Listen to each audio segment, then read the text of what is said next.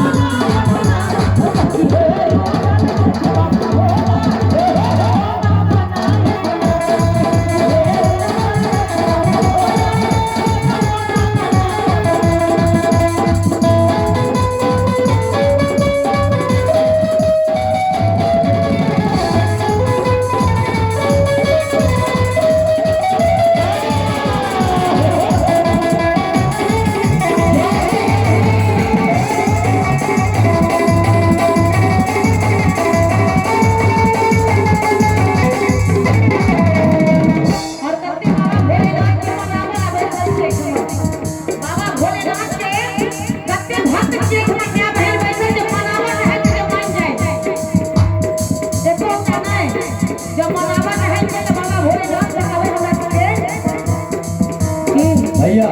नहीं वो पैसे रहते हां के बाजा के तबाजू एना जे कहबे त क्यों हाथ नहीं उठती पैर उठे आ जे ना बहिन हाथ नहीं उठते तकरा मां के शपथ एना नहीं होय छै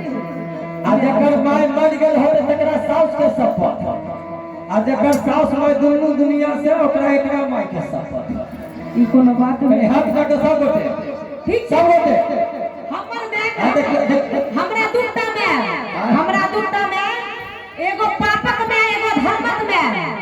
जेमे पापक में जन्मदाता धर्मक में हमर सासू मैया हमर सासू मैया के शपथ के ओइ से पहले कह दे छी तो माय के छोड़ा सब हमरा सुन लिया एक बार दोनों हाथ को उठा कर ताली के साथ हम न जे बंधुरी